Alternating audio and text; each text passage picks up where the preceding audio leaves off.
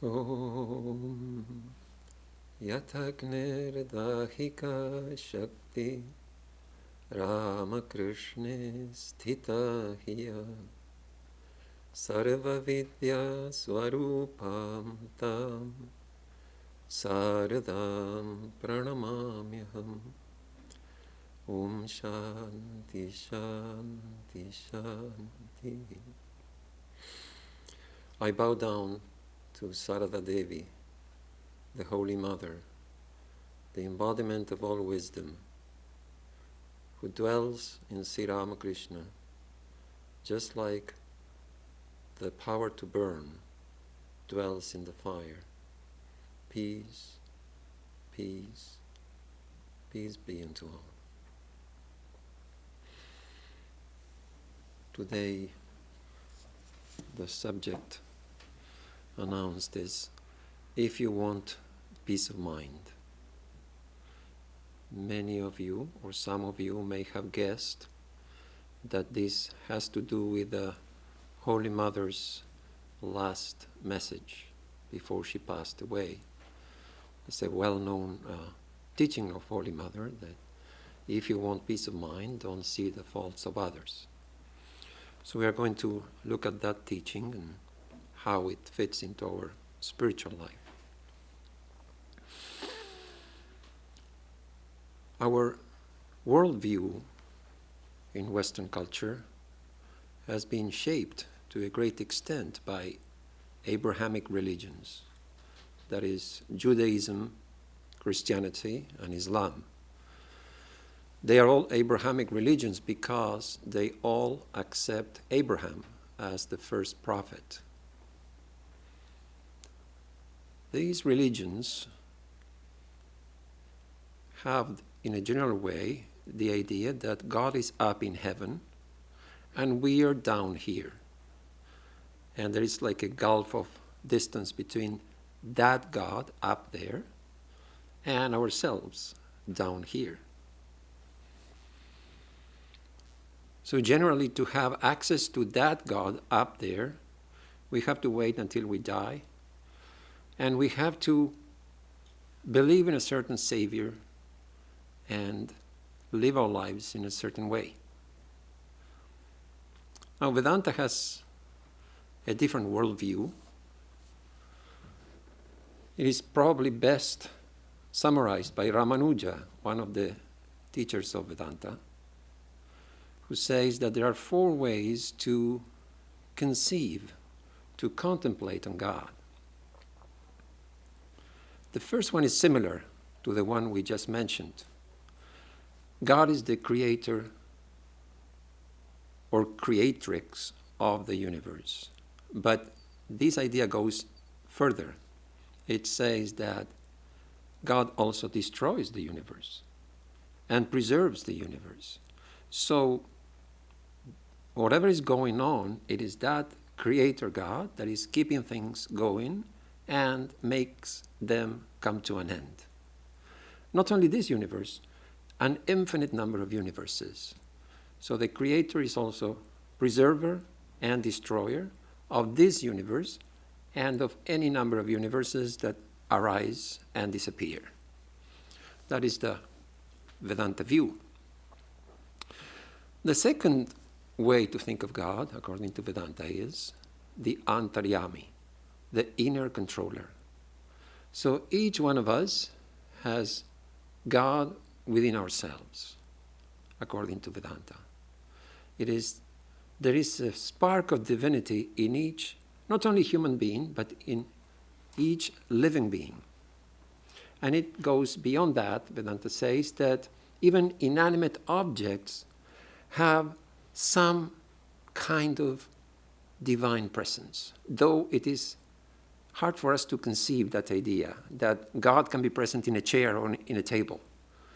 But according to Vedanta, God is everywhere, penetrating everything and making up whatever we see, whatever we hear, whatever we think of.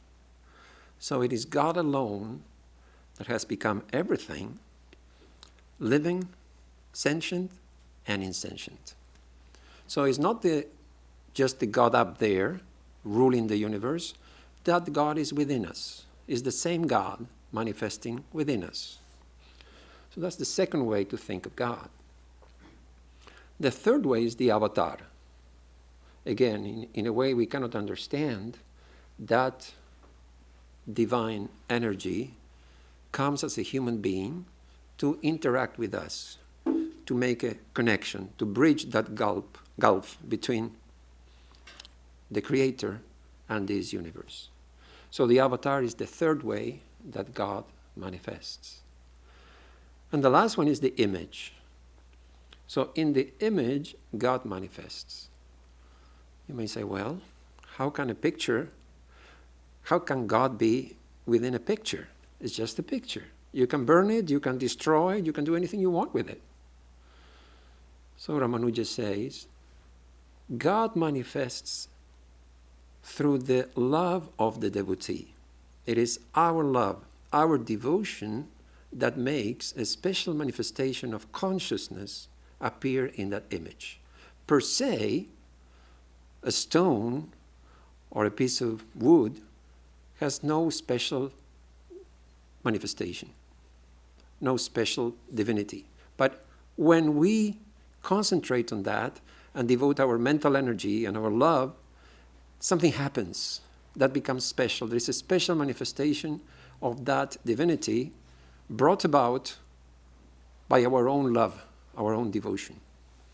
So these are the four ways that we can approach God or think of God or contemplate on God in Vedanta.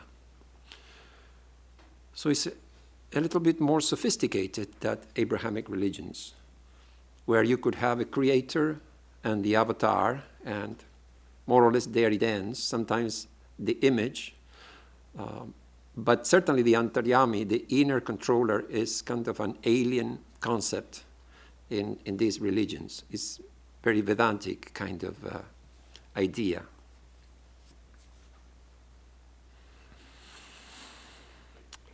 So we have these religions, we have these ways to think of God. Now when we try to live our lives, there are two options that we have, two paths that we can follow according to Vedanta. One is called yoga, that is union with God, but it has another meaning. Yoga is also the search for God. When you are searching for that union, that is also you're following the path of yoga. So yoga is the search for God, the struggle to find God, and also union with God. Bhoga means enjoyment, the enjoyment that we all seek in this world. So somebody may ask, why do you need yoga at all? Just enjoy this world. What's wrong with that? Well, for some people that is perfectly fine. They're happy with that, and they don't feel the need to look for God at all. In fact, nowadays, you could probably say that that's the majority of people. But there is a problem with bhoga. There is a problem with enjoyment. It is mixed up with suffering. When we run after enjoyment, we are cheated, and we end up suffering. So we look for enjoyment in so many things, and often we end up with suffering. We are deceived by this search for enjoyment. Suppose somebody invited you to Paris, and they say, I'll invite you to the best restaurant in Paris, and you will have the best meal in this restaurant. So you're very happy. You enjoy the meal. They ask you, did you like it? Oh, it was the best meal I had in my life. Then they say, would you like to have it tomorrow? Oh yeah, I would love to have it tomorrow. I could have it every day of my life. Then this person says, so be it. You will have it for the rest of your life. Then, wait a minute, I was just saying that. I didn't mean that. No. You said for the rest of your life, now you will have it every day. Then you start having this best meal you can have in the fanciest restaurant in the world every day. So what started as a very enjoyable thing ends up being a torture. Give it a month, give it a year. Eventually, you will hate it. Why? We crave variety. We crave new things, novelty. So even the most enjoyable thing, after a while, we get tired of it. We had enough of it. We need to move on. So this enjoyment has so many shortcomings. Then there is worry, anxiety. Somebody wants a sports car. They save money. Finally, they buy it. Now the worry starts. Oh, I hope nobody scratches the car. Oh, nobody steals the car. So you're enjoying your car, and side by side you are suffering, worrying about this new fancy car. So in everything in life, there's this trade-off that we want to enjoy something and we have to suffer, like pay the price for it with suffering. So some people who think about these things, they find this is no good. I need something else. I'm like a hamster just going around the wheel, enjoying and suffering. Is there any way out of this? To have peace, to have satisfaction. And then they turn to yoga. Well, let me see if there is something else, because this enjoyment is taking me nowhere. So there is no condemnation in Vedanta that this is a sin or anything like that, but it just says, you go on, you get nothing. You end up empty-handed. Is it worth it? So why not look for something else? Well, that is yoga. But suffering is not the only reason why people take to yoga. In the Gita, Sri Krishna speaks of 4 types of people who worship God. The sage, the afflicted, the seeker of material gain, and the seeker of God. So you have 4 types of people, broadly speaking, who will turn to yoga. So the sage is easy to understand. Somebody who has become illumined or who is very spiritual, who feels this connection with God, will naturally think of God, worship God. If you love somebody, you would think of them. Otherwise, what kind of love is that? You forget all about them. So when we love somebody, we think of them, we care for them. So the sage feels very close to God. Naturally, they will worship God. They can't help it. Then you have the afflicted. People who suffer, they turn to God. We see that. We see that in this world. We see that at the Vedanta Society. Once in a while, a devotee will come and say, please pray for my child. He or she has this problem. Please pray for whatever. Sometimes I can see that happening. People come and ask the Swamis to pray because there is some problem in their lives. Now, Sri Krishna says, all these 4 devotees, these types, they are all good. Sukritina. Sri Krishna doesn't say that, oh, if you come to God for the removal of your suffering, you are bad because you have some interest. Sri Krishna said they are all good. These are all valid ways to approach God. If a devotee is suffering, it's natural they will turn to God. That is why they are devotees, right? When Sri Ramakrishna's disciple Mathur, his wife was seriously ill on the point of dying, so he came to Sri Ramakrishna and asked him to pray, please save my wife. And Sri Ramakrishna said, okay. And he prayed and she was saved.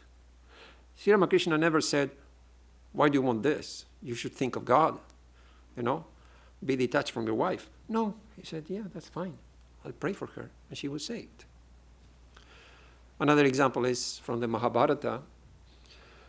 When the Yudhishthira lost the game of dice, he lost everything, including wife, which would be very politically incorrect to say today, like you can lose your wife like a property. But we are talking about the Mahabharata in those days. So now Draupadi belongs to the Kauravas.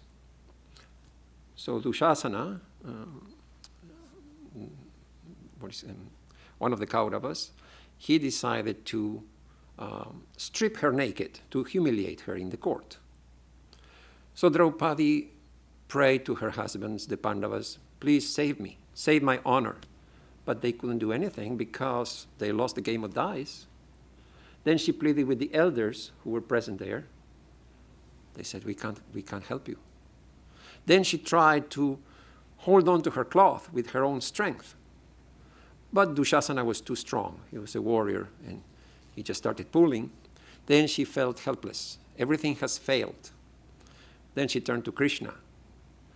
And Krishna, we know the story, he made that cloth infinite. So the more Dushasana pulls from the cloth, the more comes out. So in the end, he got exhausted. What is this? There's no end to this sari. So he gave up, and thus her honor was saved. So she had to try everything, and when everything failed, finally she turned to God, and God saved her. So it's natural, it happens to us. Sometimes we have difficulties, and we don't know the way out. We pray to God, the afflicted. Then the seeker of prosperity. Somebody wants to achieve something, and they turn to God. We also see that here. Sometimes some devotee will come and say, I have an exam, please pray for me. I have a lawsuit, please pray for me. Anything. The Swamis don't say, what nonsense is this? They never say that. They say, okay, I'll pray. Pray to God. We'll say, okay, you pray also. Pray to God. So that's okay. If a devotee needs something and they have that desire, well, you have to work it out. Pray to God and work it out. Once Mathur, he again came to Sri Ramakrishna with a flower and said, please offer it to the Divine Mother. Sri Ramakrishna offered the flower, and then he learned that Mathur wanted to win a lawsuit, and that was the reason why he gave him the flower. And so Sri Ramakrishna offered the flower, and Mathur won the lawsuit. So that happens. Sometimes we worship God because we want to achieve something. Sri Krishna says, that's okay. That is allowed. That is okay.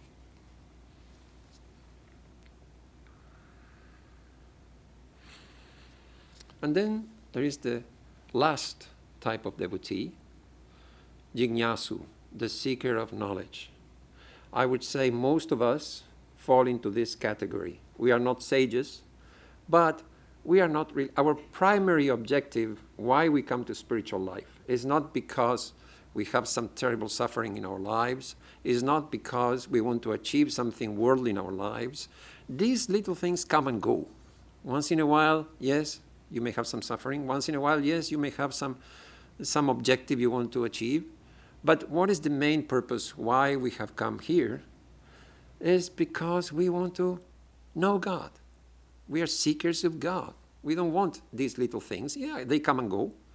But our real objective is we want to be one with God. We want to know why we are alive. What's the meaning of this life? What will happen when we die, when the body is left behind? We want to find the answer to these questions. That is why we are devotees.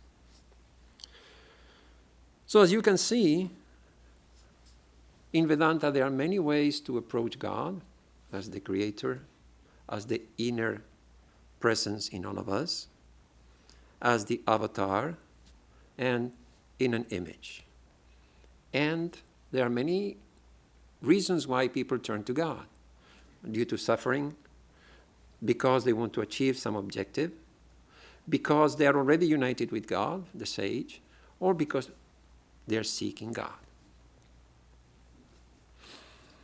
Now, how to worship God? How to put it into practice? In Vedanta, broadly speaking, you have two ways. You have 4 yogas, but then you can even boil it down even further into 2 ways. One is external, and one is like mental. So the external is ritualistic worship. You want to worship God, you do some puja, or you do the Catholic Mass. These are all rituals. You are worshiping God. The other one is meditation and repeating God's name. This is more like the specialty of Vedanta. You see, when the Christian prays, you will see in the iconography, they are looking up. Huh? Oh Lord. What happens when the Hindu prays? They close their eyes. The yogi closes the eyes.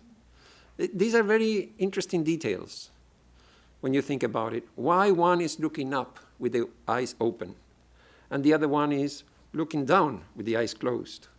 They're both looking for God. They're both addressing God. One is looking up. The other one doesn't want to see anything. Is looking within. It's very interesting. So we have these two ways. The inner search, you can call it, and the outer rituals. Now we come to the subject of today's talk. When we meditate, we are trying to shut out the world. We are trying to disconnect and find out what's going on within.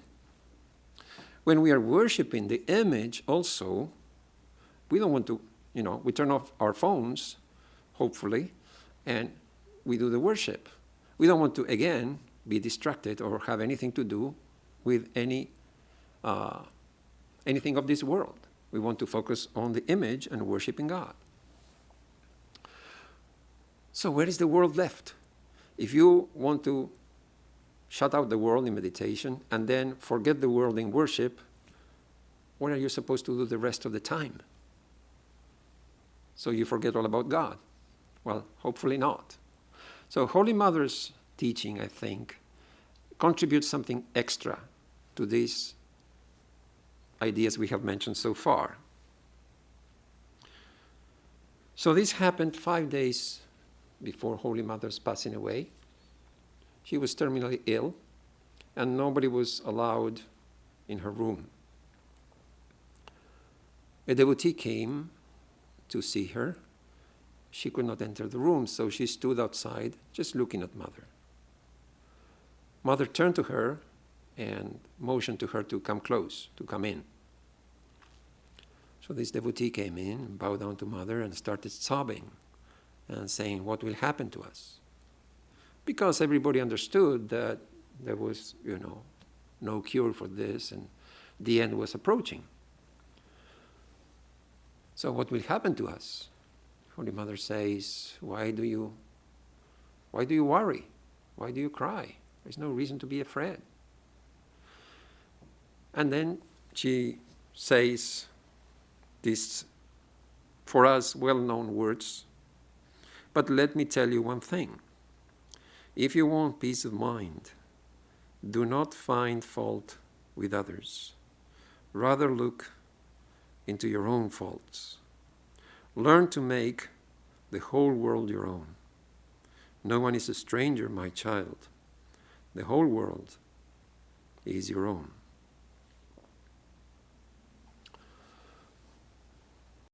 It's interesting. Mother is on her deathbed. She calls the devotee. It is as if she feels she has still something to say. She has lived her life 67 years. She has given all her teachings and demonstrated them in her life. It's not just teaching, but she lived them. She showed everybody how to live that life. And now, it looks as if she has still something else to say. Like when somebody gives you a long discourse and then they say, okay, before I finish, this is the summary. This, in one sentence, I'll tell you what I wanted to convey. So this is the same thing. She has lived her life, and before passing away, it is as if she wants to add something. There's still something I want to tell you in a nutshell. Try to do this.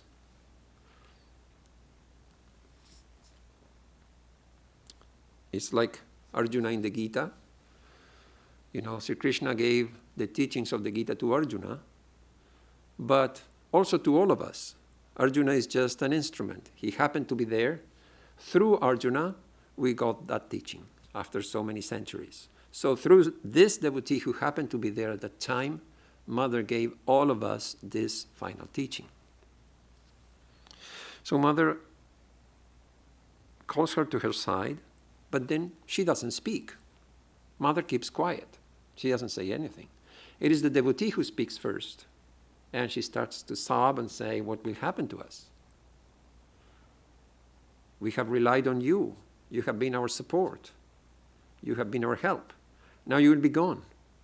So she is naturally upset and afraid what will happen to us when you are no more. Mother says, why should you be afraid? You have seen the Master. That means Sri Ramakrishna. What should frighten you? In other words, Holy Mother is saying, have faith. Have faith. In the Gita it is said, Swalpamapyasya dharmasya trayate mahato bhayat. Even a little of this dharma, even a little of this spirituality will save us from the great fear, the fear of death, the fear of the unknown. In the Bhaja Govindam, Shankaracharya says, if you have studied the Gita even a little, if you have drunk even one drop of Ganga water, if you have worshipped God even once in your life, the God of death cannot do anything to you. But we should have that faith. We should have that faith. Sri Ramakrishna was very fond of a song on Mother Durga, and you will find this song, he sings this song in the Gospel. It goes like this. If only I can pass away repeating Durga's name, how can you then, O Blessed One, withhold from me deliverance, wretched though I may be? I may have stolen a drink of wine, or killed a child unborn, or slain a woman, a cow, or a Brahmin. But though it all be true, nothing of this can make me feel the least uneasiness. For through the power of your name, my wretched soul may still aspire even to union with God. Sri Ramakrishna used to sing this song. So terrible sins are mentioned, murder. And this poet says, even though all this be true, I don't feel the least uneasiness. Why? Because if I can repeat God's name at the end of my life, God will save me. Such is the faith of the devotee. Sri Ramakrishna always encouraged the devotees, have faith. What? I have repeated God's name. How can I be a sinner? Where is my faith? Swami Vivekananda tells a story. There was a king who killed a Brahmin. But then afterwards he repented and he wanted to get rid of that sin. So he went to a hermitage of a sage in the forest, but the sage was not at home. His young son, also an ascetic, was there in the hermitage. So the king asked the young ascetic, how can I get rid of this sin? And the young ascetic said, just repeat Rama's name, God's name 3 times, and you will be free from that sin. So the king repeated God's name 3 times and left. Got rid of the sin. When the sage came home, the boy told him everything, and the sage was very displeased. He said, what? You have no faith in God. Why did you ask him to repeat 3 times? Once is enough. Why do you have to repeat 3 times? You have no faith in God. So Swami Vivekananda tells this story. We should have that faith. So Holy Mother says, why should you be afraid? You have seen Sri Ramakrishna. Have no fear. That proves you are a devotee. If you are afraid, worried all the time, where is your faith? That is the test of faith, is that we will not be, okay, a little worry is natural, but you will not be too worried, too afraid, because you know God is there behind you all the time, taking care of you. So even in suffering, even in our trials, which we all have in our lives, we will still feel that in the long run, I know it's for my own good. Everything happens for a reason, and God allows it to happen in my life for a reason, and it will be okay in the end. We have that faith. That keeps us going through thick and thin. So Holy Mother says, have no fear, and then she pauses for a while and again starts speaking and says, but let me tell you one thing. So she starts the sentence with tabe, but. That means, to me at least, I understand it in this way, that you have nothing to fear. God will take care of you. Don't worry. But if you want peace of mind, then you have to do something. One thing is to have God's grace. You have nothing to fear, but you are still miserable, okay? So you want peace of mind, then you have to do something. So, but let me tell you one thing.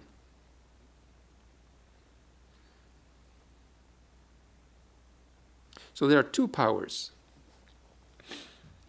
God's grace, as we said, and Purushakara, our own effort. These two go side by side. That is why Mother says, but let me tell you one thing. Sri Ramakrishna said, the breeze of God's grace is blowing all the time. We are in our boats, and we want to get to the destination that is God, and the breeze is blowing.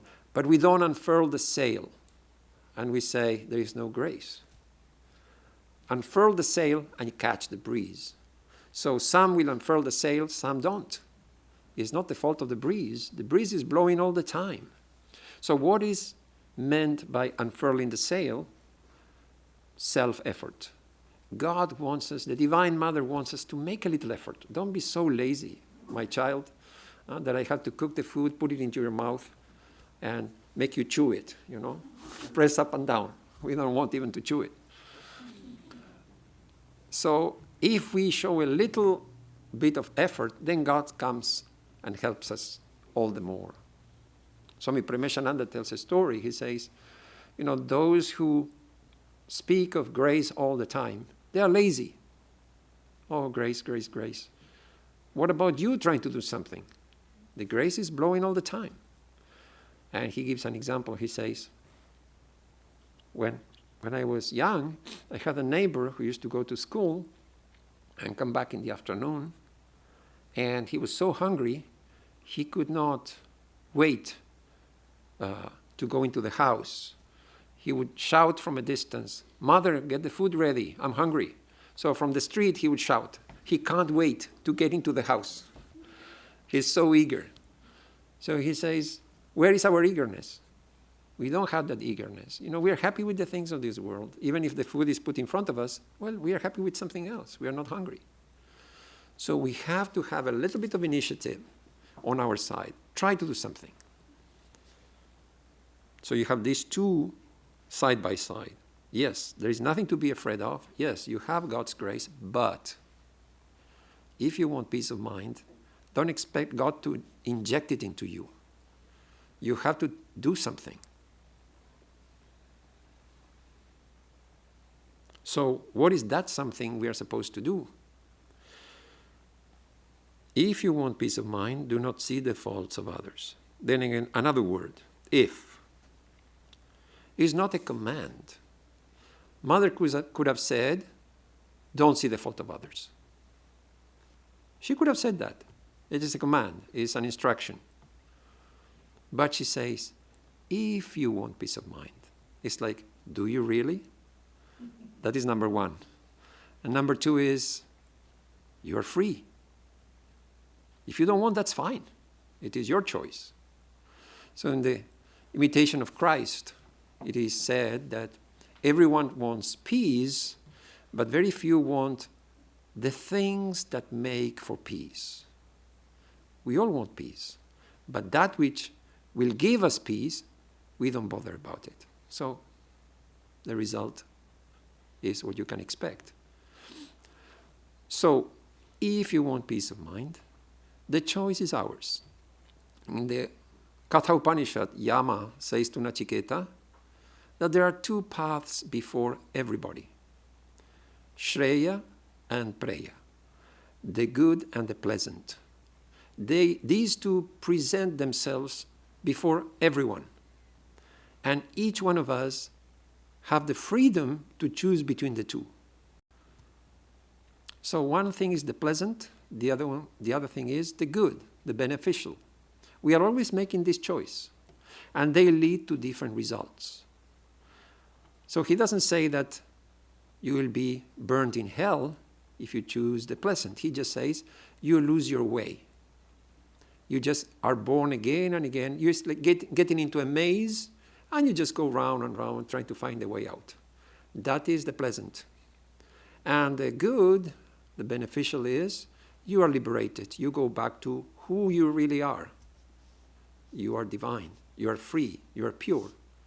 You are blissful. That would be being liberated.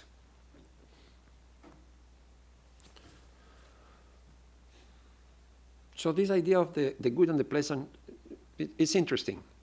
Imagine it's a cold night and you are outside and you are not properly dressed and you are shivering with cold.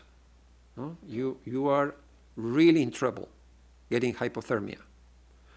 Then from a distance you see a fire in the distance and you run to the fire and you warm yourself up and you come back to life. So that fire has saved you. You would have died from cold and the fire has saved you. Now suppose in your excitement you put the hands in the fire. Now you get burned. And if you keep them in the fire, they will be destroyed. Now would you say that is the fault of the fire? The fire is there. If you come close to it, it saves your life. If you go into it, it takes your life. And we blame the fire. So we say this world is bad. This world is not bad. It's the way, it's the use we make of it. Just like that fire. You come close, it's good. You come too close, it's bad. So Vedanta does not condemn enjoyment. Vedanta doesn't say it's wrong, it's bad. It just says, be careful. Everybody wants to be happy in life. There's nothing wrong with that. But if that is our only goal, if that is all we want, then we'll get in trouble. So this is the idea of Shreya and Preya, the good and the pleasant. Holy Mother says, if you want peace of mind, do not see the fault of others. So another thing, peace of mind. In the original, Mother said Shanti. So Shanti means peace. Why translate it into of mind? I think there is a need for that. If you say peace, it could be understood in an absolute way, that if you want peace, don't see the faults of others, then your life will be all rosy and you will have no problems and everything will be fine and you will have peace. But that's not the case. When you look at Holy Mother's life, she practiced this. And all around her, there was anything but peace. It was a very chaotic household with very eccentric and petty-minded people who gave her a very hard time. Greedy, foolish, worldly relatives. She had to put up with all that. But her mind was unaffected. Nothing of that chaos could really touch her. So that is why it is translated as peace of mind. We will continue to have our difficulties, we will continue to have our problems, but they will not affect us. So who cares about the problems if they don't rob you of your peace of mind? The reason why we don't want to have problems is because we worry about them and they take away our peace of mind, we cannot sleep at night, etc. But if our minds are free, then whatever happens, let it happen. I'm free. It doesn't bother me. So if you want peace of mind, life will go on with happiness and misery. Your mind will not be shaken by these two, happiness and misery.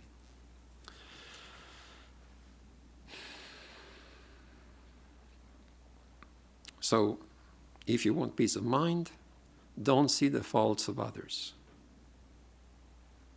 We need to see the faults of others. How can we function in this world? Somebody comes to cheat you, you have to be able to see through them that this person wants to cheat me. Being a naive goody-goody will not work. How many people online are cheated by being naive? Sometimes it's heartbreaking how they're some spam or something, they click on it and they think they will get money and they lose everything. It's heartbreaking. So it doesn't mean that we have to believe everybody and not see the faults. What does it mean? Once Sri Ramakrishna sent his disciple, Swami Yogananda, to buy a pan in the market. So he bought the pan. Sri Ramakrishna examined it and found it was cracked. He said, "What kind of fool are you? I sent you to the market and they sold you a cracked pan. Didn't you check it?" But he was a very soft and gentle soul, so he just trusted the seller. Sri Ramakrishna said, "Go back and exchange it. Get a good one and ask for something extra also." Don't be a fool. Don't be a fool. You are a devotee. Don't be a fool. You don't need to be a fool to be a devotee. So, but Holy Mother is telling, don't see the faults of others. So how does it work? How can we put it into practice and at the same time function in this world? We have something called selective attention. Our brains are incapable of coping with everything that's going on around us all the time. We need to prioritize. I need to pay attention to this or to that. I cannot pay attention to both. So we are always filtering out things that are of no importance to us to focus on what really matters, It's a well-known experiment that you can find on the internet. There are two teams on a basketball court, and they're passing a ball. So you're asked to watch the video and count the number of times that the team with the white shirt passed the ball. So I watched the video, and he started counting and focus, So at the end of the video, they asked how many times. I said 15. Correct. Congratulations. But then they say, "Did you see the gorilla?" What gorilla? I didn't see any gorilla. So I had to replay the video. And then I found that a person in a gorilla costume comes slowly walking to the center of the court, turns to the camera and goes like this, like a gorilla, trying to draw your attention that, look at me, I'm here. And then again, walks slowly out of the picture. It never happened. As far as I am concerned, it never happened. I never saw the gorilla. It's not that the gorilla is trying to hide or come quickly and in a corner. No. It's walking slowly to the center, turning to the camera, drawing your attention. I didn't see it. And I was watching. So this is what we do all the time. We focus on what we really want to see. And we ignore, just block it out subconsciously, not deliberately, subconsciously. We block out whatever is of no consequence to us. So I was really shocked to see how this really, it really works. There's nothing we can do about it. When you focus on something, you miss something else. That is how we are wired. So what happens is, we will have our biases, that we want to see something. Just, we can't help it. If you are an artist, you will have the tendency to see art everywhere. Oh, this is artistic, this is not, bad taste, good taste, because you're an artist. If you're a business person, you will see, oh, this is a good opportunity, nobody thought of this. Somebody could make a lot of money. He's not interested, but he's just observing with his business capacity that somebody should think of this, they will make a lot of money. He can't be bothered, but he has the capacity to perceive these opportunities. So we are always seeing whatever we want to see. It's like there are 100 things presented before us, and we pick and choose. Okay, let me 3 or 4. I can take 3 or 4, not 100. It's too much. So I don't know. It seems to be human nature. I don't know why, but it seems that the majority of people tend to focus on the negative more than on the positive. And probably some psychologists have studied this, I don't know. But it's an interesting phenomenon. When you look at the news, the vast majority of the news are negative. Nobody's going to, in the news, say, today is a beautiful day. That doesn't make it to the news. But if there is a big storm, yes, today is a big storm and so much destruction, that makes it to the news. It seems to be mostly the negative stuff. So when we look at people also, we are always looking for something odd. And immediately when something odd happens, what's that? Why did she do that?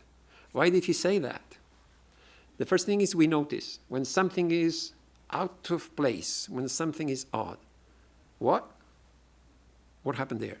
So first we notice. Then we analyze. Was it deliberate? Why did he say that? Why did she look that way? So first notice, then analyze, then judge. Oh, that's what she meant. Oh, then he is like that. Now we put the label. Oh, he's mean. Because I noticed this, and I analyzed it, and I thought this is what he meant, so he is like this. He's a liar. He's mean. But it seems that mostly it is the negative stuff that we focus on. I don't know why. And finally, we criticize. That's the last stage. We notice, we analyze, we judge, and we criticize. Oh, so-and-so did this, he is like that. So Holy Mother says, don't see the faults of others.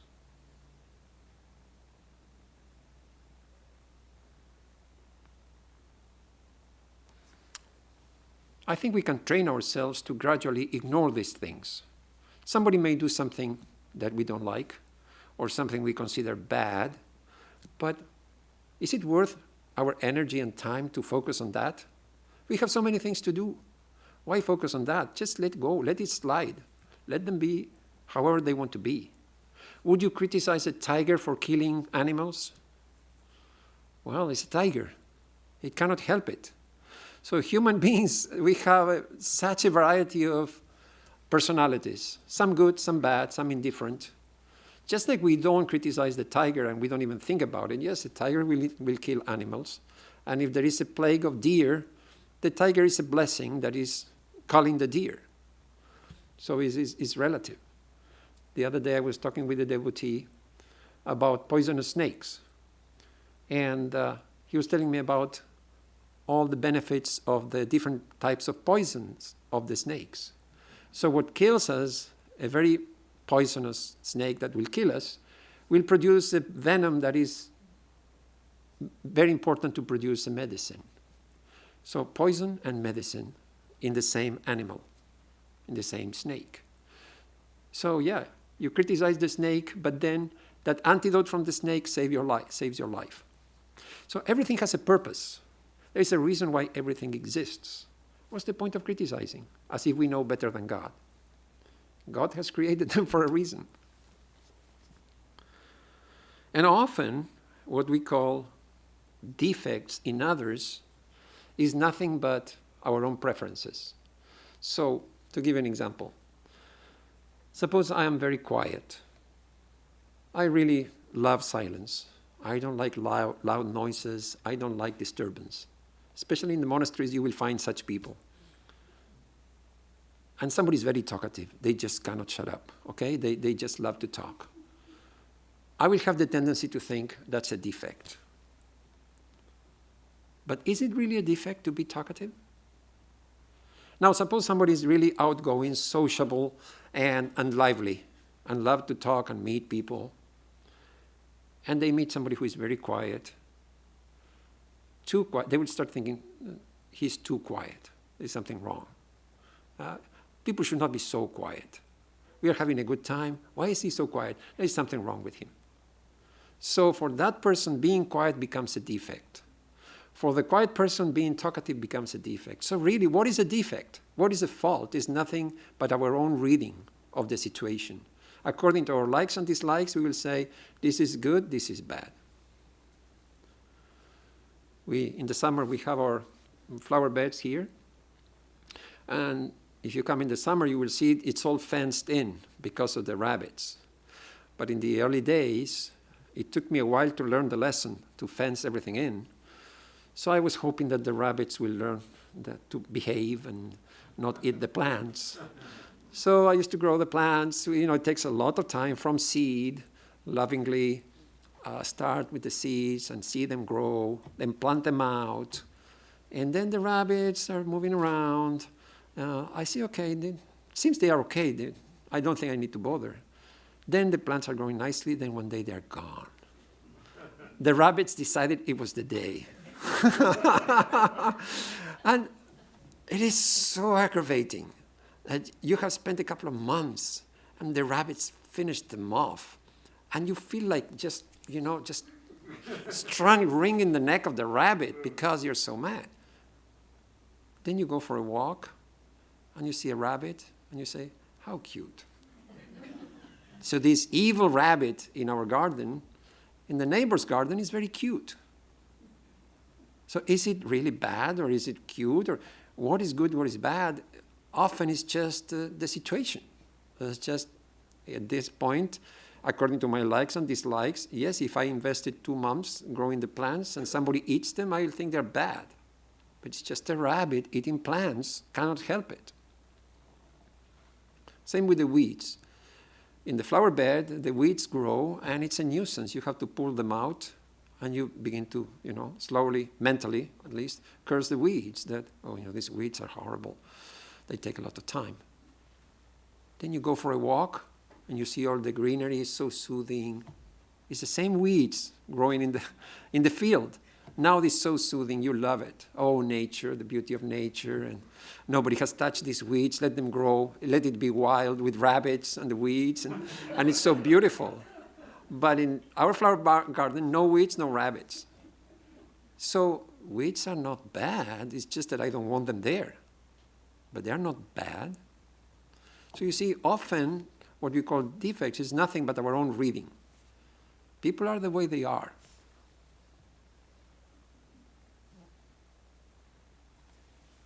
If we understand them, the more we understand people, the more we will accept them as they are. Lincoln said, I don't know that person. I don't like that person. I should get to know them better. Often when we don't like somebody, it's just because we don't understand them. We don't know them well enough. If we do, then we will not dislike them. It will be easier to accept them as they are. So Mother says, if you want peace of mind, don't see the defects of others. Rather, see your own faults. That's the next sentence. So, what does she mean? Rather, see your own faults. Well, it means we do have faults. Hard to believe. But how is it possible that everybody has faults except us? Have you thought about that? No, definitely we must have our faults. It's hard to think about it. It's hard to admit because we don't know about them. Otherwise, we would do something about them. But we do have our faults. Mother says, try to see your own faults. It is as if we have created the subconscious habit of moving around with a telescope. And with a telescope, we are seeing what is distant, very magnified and clear in detail. But with a telescope, you cannot see what is near you. So we have to exchange the telescope for a microscope to look at ourselves. With a microscope, you cannot see the other person. You cannot see far away. So switch the telescope for a microscope. Instead of looking at others, look at ourselves, because we do have work to do. We have our own defects. So finally, Mother says, learn to make the whole world your own. No one is a stranger. The whole world is your own. I think when Mother said, don't see the faults of others, imagine the devotee ask, but Mother, that is very difficult. How to do it? Just imagine. After that sentence, somebody asked that question. Mother, it's very difficult. How to do it? And this is Mother's answer. Learn to make the world your own. Nobody is a stranger. The whole world is your own. To me, that is the solution, how to practice not seeing the faults of others, making them our own. That is how to do it. So Vedanta says, we are one with everything, with the whole universe. Not only that, we are everything. We are the universe. But we feel separate. Mother says, learn to make the world your own. Interesting. She said, learn. Like you can learn to ride a bicycle, you can learn to cook, you can learn to drive a car, you can learn computer science, you can learn to make the world your own. Mother says, learn to make the world your own. That means it's possible. There is a learning method. We can train ourselves to make everybody our own. I think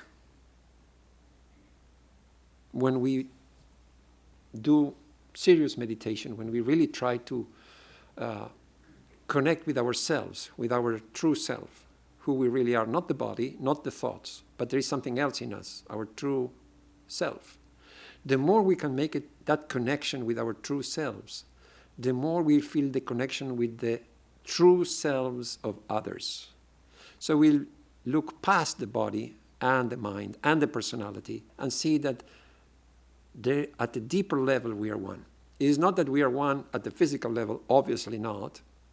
It's not that we are one at the mental level. There will always be differences in thinking, but we are one at a deeper level.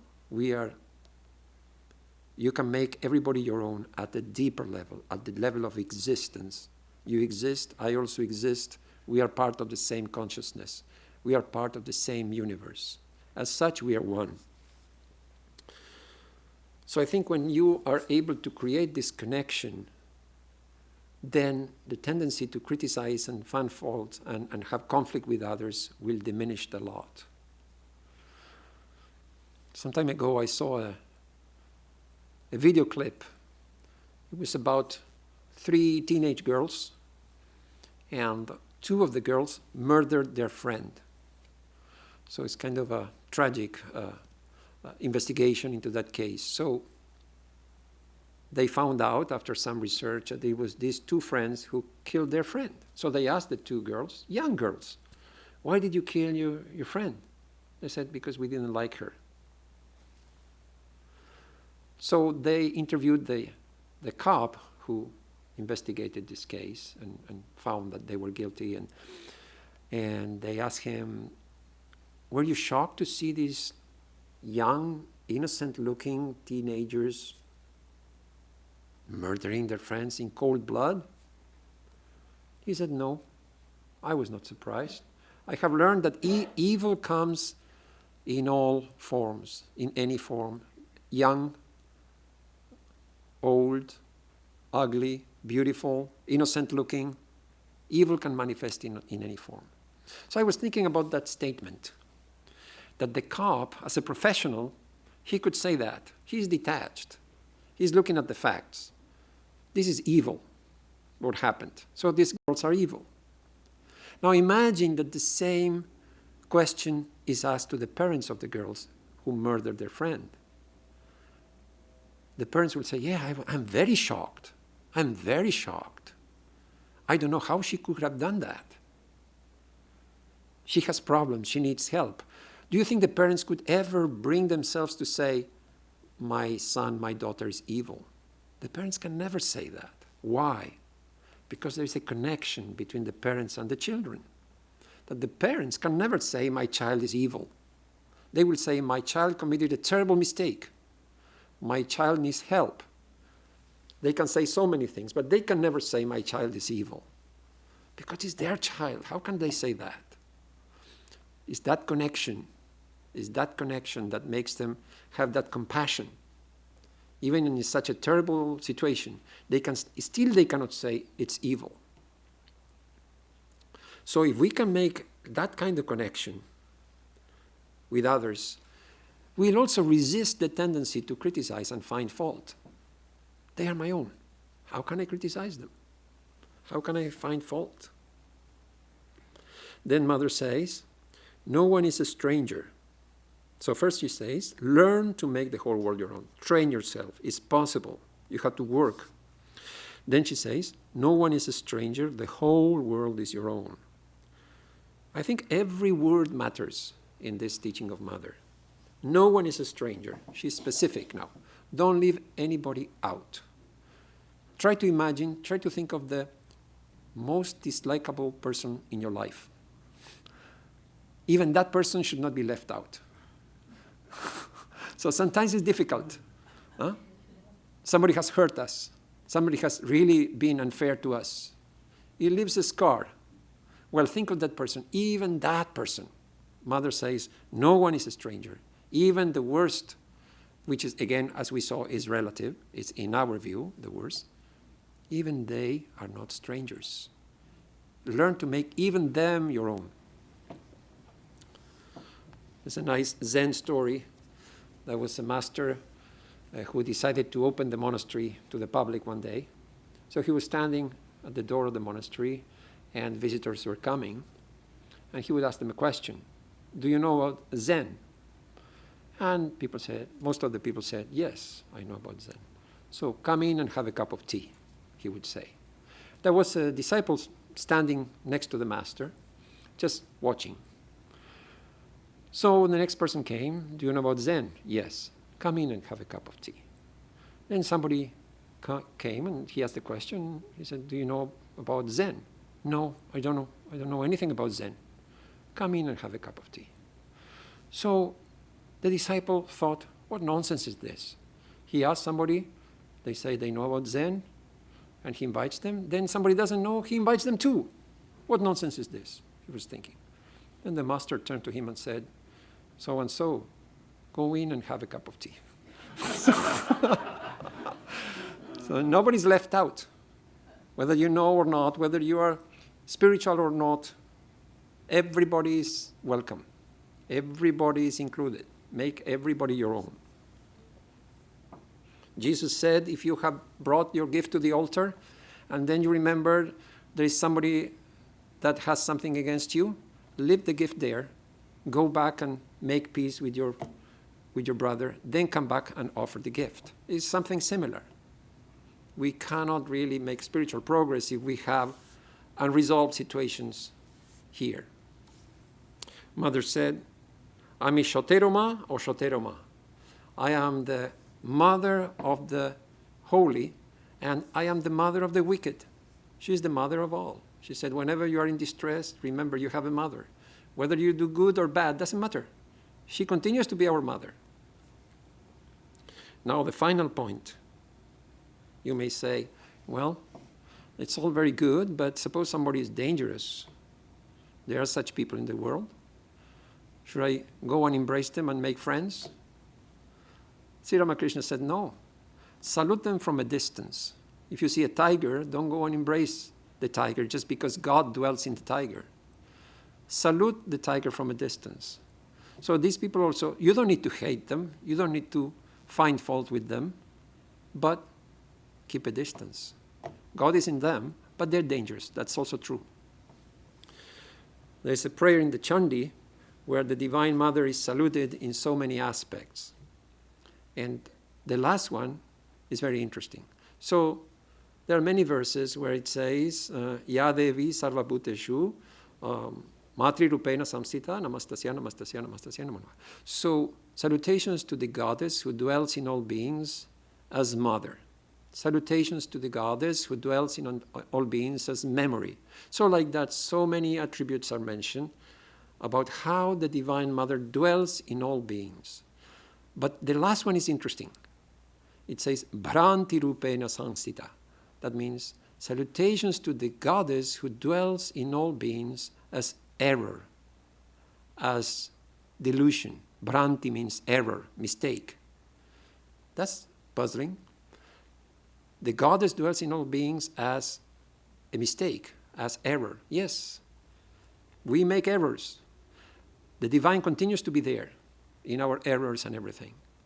To err is human, but that doesn't obliterate our divinity, doesn't destroy our divinity. The goddess is there in spite of all our errors. So we're finishing now. Mother said, first, if you want peace of mind, do you really? Well, if you want peace of mind, don't see the faults of others. See your own faults. How? Well, here is a suggestion. Learn to make the whole world your own. No one is a stranger. The whole world is your own. So I think this teaching of Holy Mother, as we mentioned earlier, complements very nicely the idea of worshiping God through meditation and prayer and japa, and through external ritualistic worship.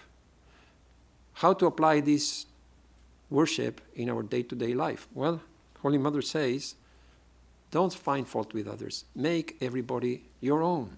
So you see, now you see a whole picture. We worship God, and we are also continuing our spiritual life in our day-to-day life by not finding fault with others and trying to make them our own. Om Asato Ma Satgamaya Tamaso Ma Jyotirgamaya Mrityurma Amritam Gamaya Om Shanti Shanti Shanti. Lead us from the unreal to the real. Lead us from darkness to light. Lead us from death to immortality. Peace, peace, peace be unto all.